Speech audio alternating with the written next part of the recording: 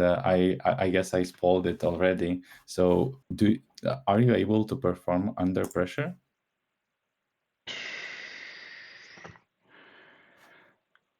Oh, that's hard to say. Sometimes yes, sometimes no. Depends on the pressure and depends on the life situation which I'm currently in. To be honest, there was Okay. a times where I would say, immense pressure, and I did not break, and I was able to accomplish. And there was a time when I did break up on not so much pressure at all. So it really depends on the context in my life. So, I'm happy I haven't spoiled it for you. And if Under you pressure. would be, yes, and performing is actually singing. Singing. So you want me to sing a song? No, so the question doesn't ask about whether you are able to working in a harsh situations, but whether you are able to perform under pressure, which is could mean also that you can sing under pressure right here, right now. It's ambiguous question. Yeah, I think if the motivation would be enough, yeah. Yeah. If I'm prepping for possible questions for, yeah, kind of, sort of. We went over a few job interview questions already. Yeah, but Nereus, where are you heading with this? So this is a amusing question for interview, because you can also answer as you answered, or you can just start singing. Both are correct. Yeah. Yeah, sure. So, and what do you uh what do you take away from that? I suppose, or I would like infer something from the response I will get, right? So what No, is your takeaway? I, I don't ask this question in interviews. Uh-huh. It's an amusing question when you are talking with someone about the interviews, Uh, because I don't expect that if I would ask this question for in the interview, that anyone would think of just singing the song. But when you are talking about the interviews, this just relieves, or it's fun to ask, because everyone is tripping on it. oh, really? From Yeah, so no, like no one is thinking about that. They could just start singing under pressure. That's all. Yeah. Yeah, so there's no outcome out of this question. Uh-huh. Just amusing. Lasket asks, what are your biggest strengths? That is a question that appears in the interview as well, right? I would say that I am a good communicator, that I'm team oriented, very strongly team oriented player.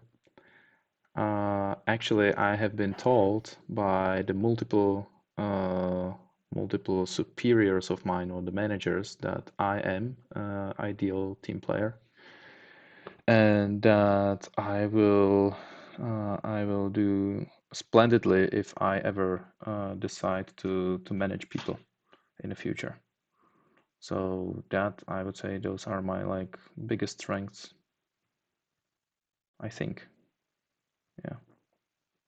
And there's a coupling question, right? And which is like your biggest weaknesses. I know he wrote it. Yeah. So my biggest weaknesses is I tend to be a people pleaser from time to time, and I have to watch myself. Like there is like sometimes I have a difficulties with saying no, but I am aware of it, and because I try to like solve like all the situations within the outgoing fashion, right? But the part of the assertivity is not to say yes to everything and everyone at the same time. And sometimes, I have to like pick up a stance, I would say. Yeah, so that is, but it depends on the context. I remember it's that in the previous work, for example, we drag out some ticket because every comment that has been made on the pull request, I just said, okay, yeah, we will do it, implement it. I just implement it, right?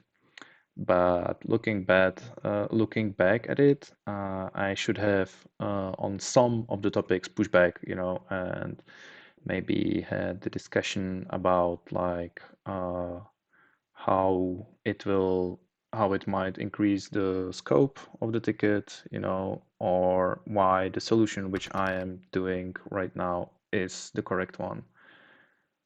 And uh, yeah, but also it depends on the context. So yeah.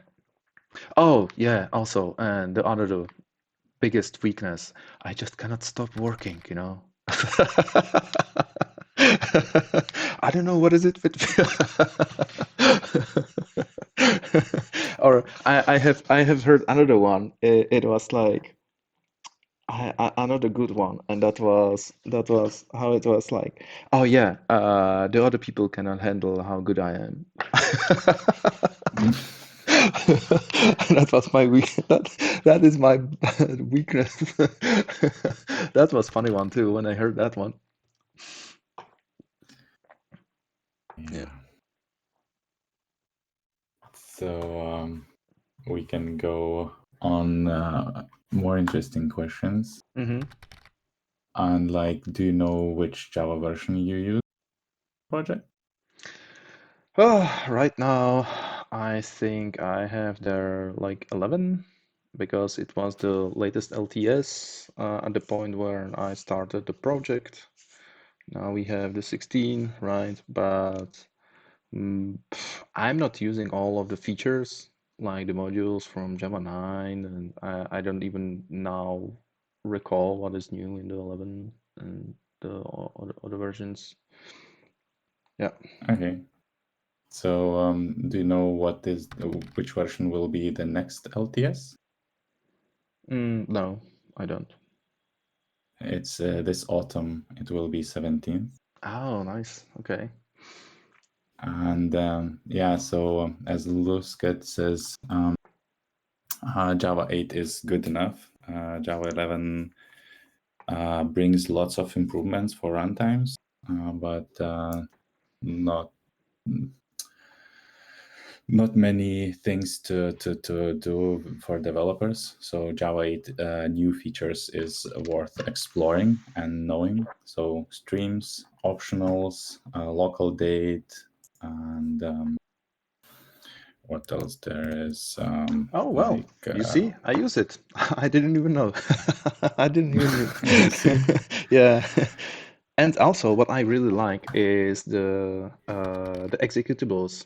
The executables go down in the lambda in the lambdas. I read lambdas. Hey, Orkson, and say lambdas.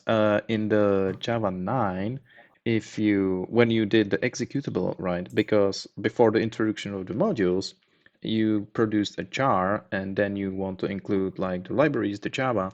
It would have a constant overhead of like 200 megabytes or something every single time if you want to include the JDK, right? Not JDK, the running environment. And after the modules, it can get down to like 2 megabytes, which I find like really nice, just because of that. You just produce the jar and it's like smaller. That I found nice feature. yes, yes, that's good. And as you are like on which versions you are running, you are easily will pass junior developer positions, and you can climb higher. Because like this is a hard question for juniors. not for the senior ones, but still a good point to check whether someone who's in the interview understands with what tool they are working, and do they have still passion to look for what's new in their platform they are working in. So those are outcomes. And next, do you know the REST and CRUD? CRUD and RESTful? Yes. Next question. And can you compare them? What do you mean compare them? What the fuck? How? Like what? Aren't we? Okay. uh, I like So how you lay down the questions. It's like I kind of feel it's like traps everywhere. Like I like it. I like it. Because it is like, did he really say that? Well, the CRUD are the operations, right? You have to create, read, update, delete, and you can hear it most often with the database database operations, right? Uh, and then the rest, that is a way that you can communicate between, well, in which you can create an API. Yeah, I would like more expect like compare like REST to SOAP or whatever, but you really caught me off guard when you did the REST versus versus CRUD. yeah, I know. And there are people saying that they are the same. And just to be clear, CRUD is generic operation set. It doesn't depend or is not meant to be just database manipulation. You have CRUD on REST. You Yeah, have those yeah, conventions yeah, there. yeah. You have the method set in controller, Uh-huh. in service, in REST, in repositories, and so on. So it's not database I dependent. have a It's just question. operation set. I have a Yes. question. Did it sounded like I did say that it ties to the database only? Yes. Okay. Well, not only, but it was not mentioned that it's generic Uh-huh, set uh-huh, of uh-huh. operations, and it Yeah. was not mentioned that it's, for example, in the database Mm-hmm. repository, something. But you mentioned only the CRUD, and Okay. that's Yeah. database. And then Nightlight writes the is for database manipulation. So that's why I wanted to make sure that there's correct Okay. understanding And there. Orksan says what the rest stands for, which is Yes. I don't know. I don't know. I don't know. It's something with Oh fuck. representing the state or something. I don't know that REST is either. acronym representational state transfer. Huh. Okay. Yeah, sounds right. I just Googled it. Yeah. I see. I see. That's interesting. Um, so yeah. Uh, can you explain the RESTful benefits, like REST API benefits? Hmm. Well, you have defined the format in which the data are transferred. Right, we are using the JSON, but I'm not sure if you can use something else as a JSON. Maybe there is. Yes. Uh, REST is not dependent on JSON. You can send XML or any other type okay. that. Yeah, Yeah. yeah, yeah, yeah, yeah. That must be true because yeah, you define it what the content is. Yeah, yeah, yeah. That makes sense. Totally checks out. And bum bum bum. Well, what I like about it, and that one I don't know if this is this specific to the rest, but you have the defined like the get set update things. It was yeah. Yeah, so the defined or well-known calls that you can make on the resources and expect certain actions to happen on them. And it uses HTTP verbs like methods to tell what the action has to be done on the resource. And REST is resource centric, so that's important part. So in the routes you have no or should have no verbs in ideal scenarios. In Mm-hmm. practice you have, but that would should be more of an exception than a Yeah. rule. So it should be the And mapping always should be I don't know like something I don't know like person, and then you would have like the get. It wouldn't be mapped to like get person, right? Right in the ideal state, the endpoint. Is that what you are saying? yes, so Mm-hmm. route would not be get person, but would be get person or persons as a collection. And so yeah, that's true. And as REST uses HTTP verbs, it uses its semantic. So there are in idempotent actions, and I don't remember the other side, but some of them can be repeated and have no effect on the result, and some of them cannot be repeated. Or if you repeat them, they will have other meanings. So, for example, if I send delete request, Mm-hmm. the state doesn't change. If I send get request to any resource, state also doesn't change. So I always get the same results, despite how many times I requested that. But if I try to, for example, post to the collection, that means create something. If I post that again and again, it will be creating new resources until the validation rules allows. But Mm-hmm. that is not idempotent action. You cannot safely repeat post. That is still like part of the rest. Yes. You. That's because these, uh, I don't know whether I should say that guarantees, but the semantics is from the HTTP, inherited in REST from HTTP Mm-hmm. spec. So, and then it involves caching, so you can safely cache GET requests because they doesn't change, despite how many times you asked for that, and so on.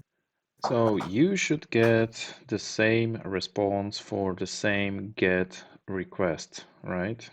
Is that Yes, what it's saying? But yes. okay, what if the object change meanwhile, like on the backend There's on the server, then the response will be different, right?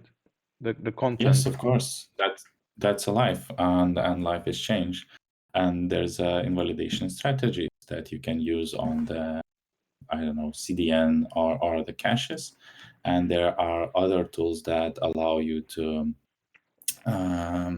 do smart caching, like modified sins, e-tags, and other tools that you can use from HTTP spec um, to to combat these situations when the resource changes. Mm-hmm. So of course there's the that issue sort of exists, but in general terms, get for some time is saved to cache. And the caching can be controlled by server and can be like you can do get and you can reach the server, but server will respond with the 304 not modified.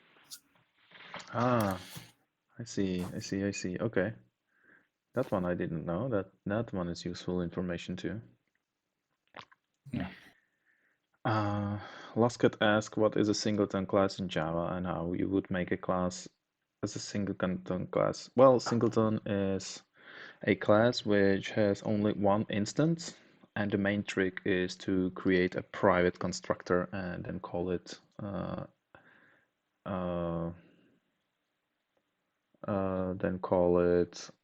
from within the class itself. Yeah. I think that is the answer, right? Correct to it. Yes, there could be saying that the instance is saved in the class and is on the when it's asked. Yeah, Lasket basically asks about this. Yeah, so you will have a getter basically, which will implement, which will serve this. You can create, you will have the getter. If in the getter, if there is no instance created yet, then you will create the instance of the class itself. And then return that. If that is created already, you just return the reference, which is saved on the object on the singleton. What is that called? Oh, that one I don't know. The getter. The getter. No, like the method that Creating a creates. new one if none is made. Lazy loading. Ah, okay. Are you sure? Yeah, the pattern of create like having nothing and then creating lazy loading. Yeah. Yeah, So okay. I imagine that the question was how the get instance method is called, like get instance. Mm-hmm. But actually he called like for the pattern that you described with if null or not. Yeah, okay. Well, okay, that puts like in the different context as well. On the last job, we did use the lazy loading, and that was yeah, because it was the object inside of the object, and they were not yeah, okay. Yeah, now it falls Because into the context. construction can be pricey, so Yeah, and you can maybe want to defer that. exactly. That was the problem we had there, that it was pricey in many cases. So if we wanted the content or some content of the bigger data structure, we had to like lazy load it, and it was on the Java side basically. That was like I know I don't know if did like the syntax of it. You kind of like check a property of the things which should be loaded, right? Lazy loaded. Mhm. And well, yeah, it works, but I just did not. I'm not fan of the syntax. That's what I'm saying. Yeah, it's nicer when framework, but it is what it is. It's an if Yeah. um, and that's it. As we are talking about the lazy loading, which is pattern, then there's a question that I have that leads towards patterns Mm-hmm. as a theme. And like, do you know the most expensive error in the programming? The most expensive error in the programming. Yes. Yeah, as Um, expensive in terms of money, even and time. Money and time. Oh wow, that's forgetting. Forgetting semicolon. No, that is a nice. And that leads to a pattern, huh? Okay, so, oh, good boy, that's good question. Because it's like intriguing, you know, like I want to know, but I want to guess at the same time. That's yummy question, sir. That's also I like that. Ah. Um, So tests are not an error, so that would not be a correct answer. what Like the no tests is not an error. yeah. So an error. So and it costs money in a sense of production. Yeah, if you Google for that question, you get an answer. Oh, So really? what you want to guess as in The most expensive error. Well, I remember like I read like when the people like some designers designed the null, you know, is like regarded by someone as the billion dollar error in the designing of the language. yes, that leads to the answer. That's it. Yeah, That's the. Wow! null I guessed it. Yes, success. null pointer exception.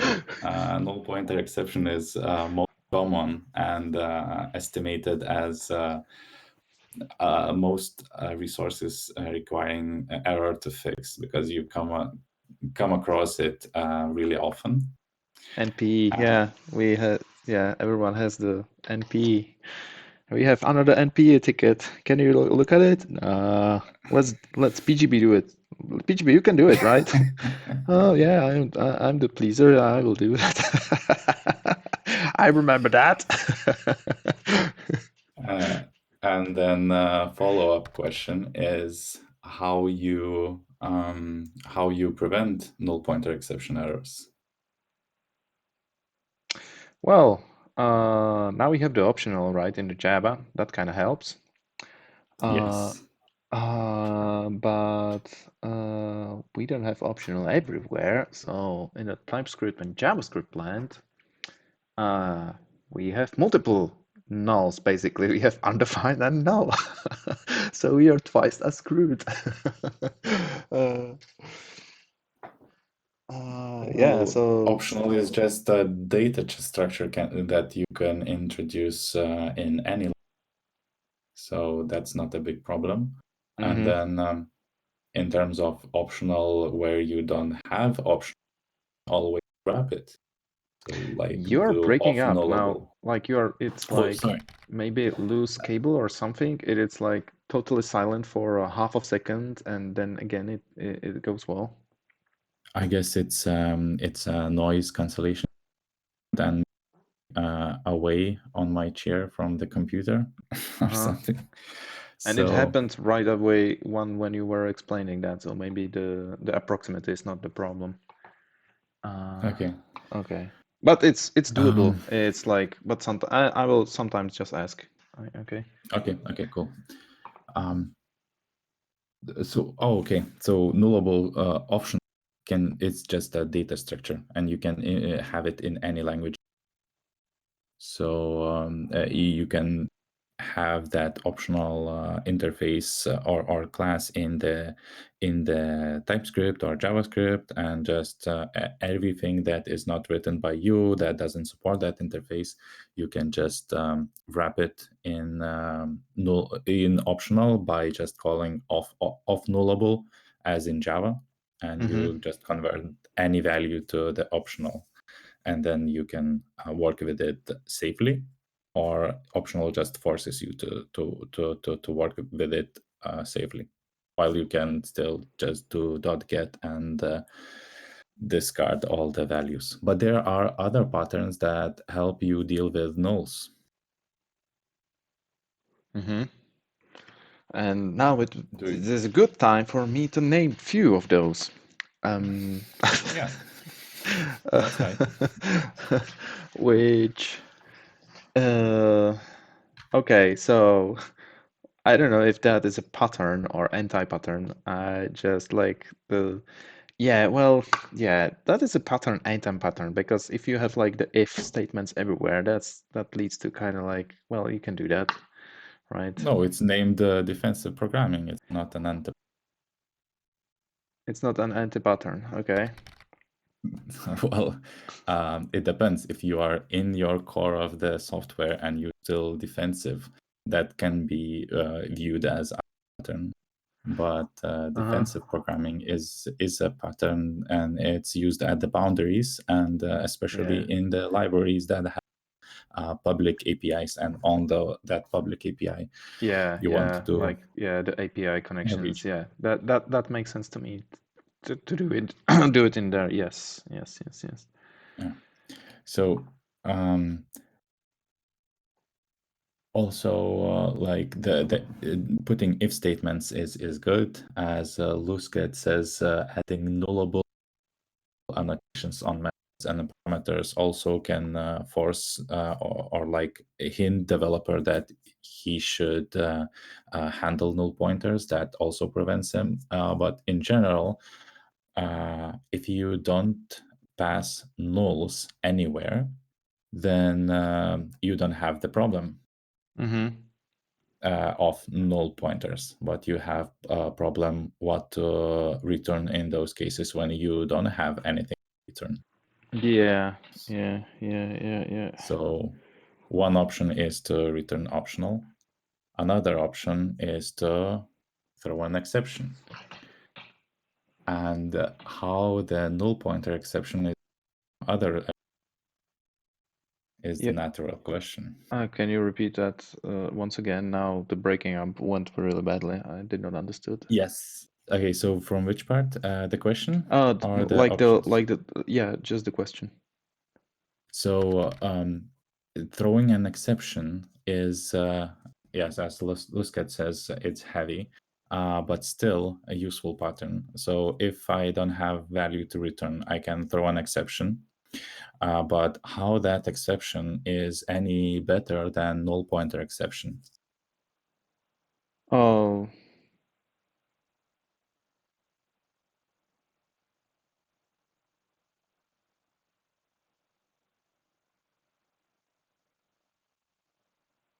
well, the null pointer exception, that's pretty bad. The problem with the null pointer exceptions is that it is hard to fix from my point of view. It's like null pointer exception doesn't tell you anything. Like what's broken? There's like missing some property somewhere, right? But that could be like deep somewhere. Like I don't know. It could be on the front end. It could occur on the back end. Whatever. But if you have the exception in the creation of the object or whatever, and it just the compiler screams up to you or the machine screams up you are there, it's kind of helpful, like, oh, what is happening? I what comes to my mind that it would lead to fixing that error sooner or quicker. Yes, that's a half of the story, and the second half is that the exception that you can throw, instead of null pointer exception being thrown here or elsewhere, as you name, is that you can do checked exception versus unchecked exception, because null pointer exception is unchecked, so no one knows that it can occur and Yeah, where, and checked exceptions are in the signature and forced to be handled by compiler. So that makes it another way to avoid the exceptions, like null pointer exceptions, because you are yeah, forced to handle it. yeah. Null pointer. They are like at the well, both of them are runtime, right? The notebook change happens on the runtime, and the other one also. Yeah. Okay. Illegal state exception, or which one? No, yeah. For example, well, I create. Uh, now I'm thinking about the checked and unchecked Yes. exceptions and bum, bum, bum. And how you create one and how the other.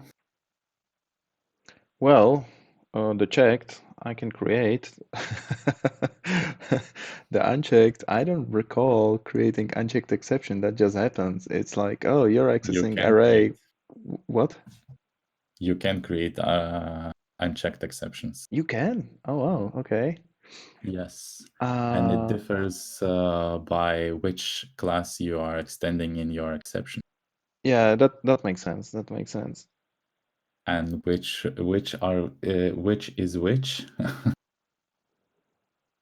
Um, yeah, I don't remember the structure. There was a I vaguely remember the tree structure of that, and that was a. I think there was a run. One of them was runtime, but the other one was had this weird name. I would have to like Google it right now. Uh, So there is a runtime exception and there's exception. yeah. That was the thing which bugs me. Like what the hell? Like why is one just exception and the other one is runtime exception? It's like for me it would be like that the runtime exception is like the descendant of the exception, but it's not if I remember correctly. It was something like that. I will have to look it up again. Yeah. I can tell you exactly. Like anything that extends runtime exception is unchecked. You are not forced by compiler to say that you are throwing it, and runtime exceptions are usually unrecoverable. So you want to kill your application at that time, yes. And if you just extend exception, Hmm. it is checked exception, and you are forced to define it in method. And it's not so intuitive because like exception, like runtime exception is extending exception, but has additional features and actually loses one, like forced to define it in the And there's in the one method signature. undefined. Okay. So there was a yeah. Those are examples.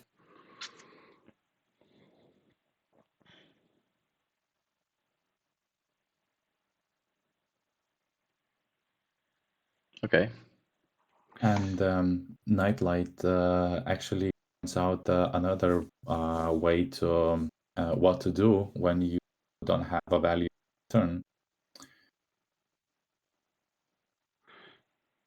Yes, you Um, can initialize every variable that may eliminate half of. that might So eliminate half of, and then you broke up um, half of the problem. of the problem. That's what he wrote, right? And that can eliminate the problem fully. There's a zero object pattern that you can use. So in essence, you just define on an entity, for example, or on PTO, you define the final static, public static uh, um, property, let's say called default or zero, and you instantiate that object as it would be something that represents zero value, like something that you can call safely, but it doesn't have any meaning besides being that it's nothing. And it's safe to call methods on it. And when you want to detect whether you got like real object or fake, or that zero, you can just do equal on it to To the that instance. specific value. Yeah. Yes, Hmm. and that eliminates null pointers as well. Yeah. Let me also read it. I kind of missed the chat now. I have to focus like really hard because sometimes like the audio goes out and I have to like like fill the gaps in my head. Yeah, sorry. Sorry. No, no, no, that's okay. That's okay. Helpful null pointer exceptions in Java 14. So Yeah. that was the one you were addressing, right? No, yes, no. Mm, well, you were complaining that null pointers are detect, and looks at tells us how it will be better in Java 17, and it was introduced in Java. Mm-hmm. How do we write that element? Yes, that we just addressed. Illegal state exception with custom messages seems better than just plain NPE. Using object equals, which is null safe. Okay, oh fuck. Uh, illegal state exception with custom message. Than just plain NPE. Yes, I do agree. And also suggest using equal operation of two objects, which is null safe. That one I don't understand. Where Mm, where because, this is heading. well, if you do you know the difference between right, comparing objects with equals sign and with Well, there might and might not be a difference. Depends if you have a primitive type or a reference type, right? So this is where yes. you are heading to. So yes, I do Uh, know that difference. so the let's imagine we have that reference type, right? That we have objects, and we make sure that they are equal by calling dot equals, Mm-hmm. and that operation is not null safe if the object on which you are calling equals is null. So by just using objects dot equals, using that, you are not you don't have to check whether the side that you are comparing to is not null also. So that Ah, simplifies I the see, I operation. see, I see. Yeah, yeah, because and he continues, Lasket, he kind of says, no, no, no, no. It would be like the obj1 dot equals, right? But if the obj1 is null, then you didn't help that much. Oh, that's neat. Okay, I got it. I got it. Yeah, that's yeah. Okay, got it, got it, got it, got it. Me Also, understood. it also there's which way you prefer to equal to constant strings, whether you put a constant string into the equals method or you call equals method on constant string, and what would be the side effects Can you of one repeat or the that? other way. Can Yes, calling on a yes. constant string and yeah, okay, go ahead. So when you are comparing strings Mm-hmm. and one of the string is constant, so literal definition in the code. Oh, So yeah. what would be the difference Okay. calling equals on it and putting it into the equals parameter? Yeah, yeah. Those are different. Those are different. It somehow has to do in how the variables not very yeah well how the fields are stored on the heap, right? And if I Not really, not really. Okay, because but the difference is in null pointer exception. You can get it because if you call equals on the literal string, mm-hmm. there will be no null pointers because equals is safe to receive null. But if you call equals on the reference itself can be null, and you can get null pointer. That's why Oh, okay, okay, calling okay. equals on Yeah, the yeah, constant is yeah, safer. that one I agree, but there's one more thing, and that is when there are situations in Java when I have uh, if I have a reference to a string, right? Let's say Yes. I would have a string, right, and another string, and since they are basically a kind of like, as well, I don't want to say singleton, but everything points to like a single place in the heap, right? So Yes, there's a so string pool. if you do the equal operator, you know, the signs, you will get true if the because it's comparing the same well, reference, Yes. right?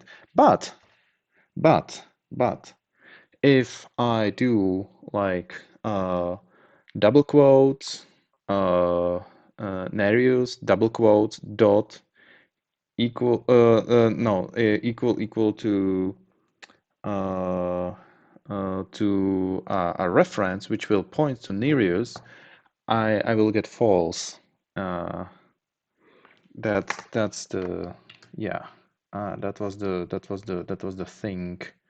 Let me. Where's the chat?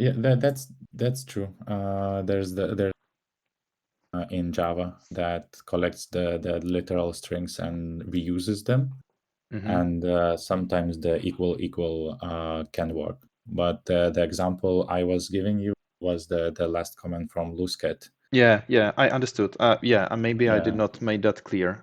Yes, I did yeah, understood the point you were making. That is yeah. the I got that. uh-huh, uh-huh. Okay. Yeah, and as we Oh, are yeah, and in he wrote it exactly. Yeah, okay, okay. So yes, I missed that kind of in the chat. Okay. and as we are in the pattern scope, and you mentioned also anti the term.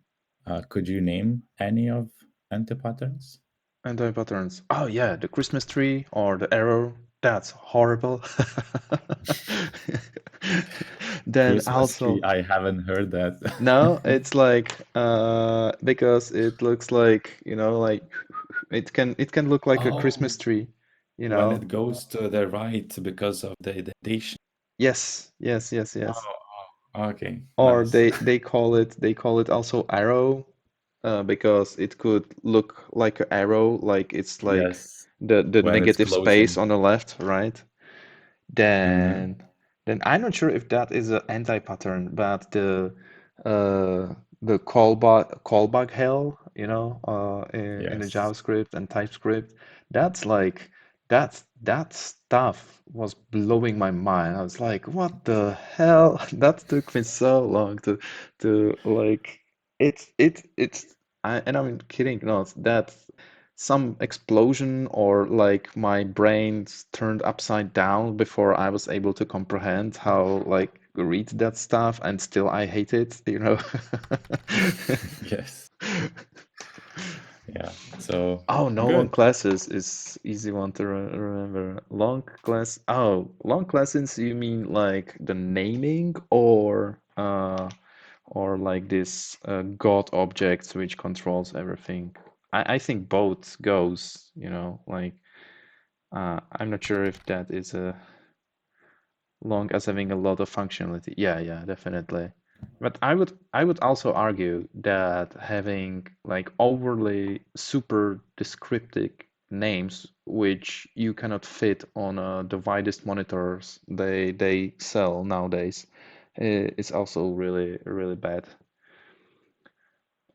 Yeah. Yeah. So you can go wild in this answer, and then the interviewer, if I call it correctly, will ask like to explain one that he mentioned or the one you mentioned. So I see you are well prepared for that. Well, I'm not sure. I just mentioned those few and then Okay. So for me, it's time to go for a sleep. Okay, okay. Well, thank you so much. I do appreciate it very much. You guys should. This with me is Nereus, eimanavicius. Here we go.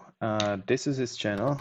He streams as well. So I just giving, yeah, click that. You go there.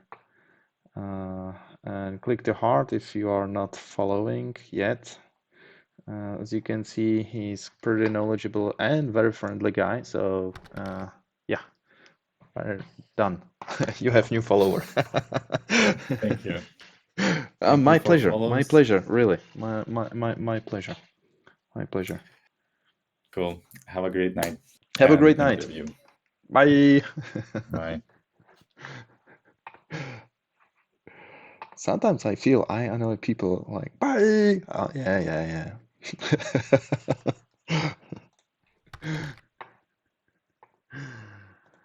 Okay, so well, that will I did not even start the timer, but let's call this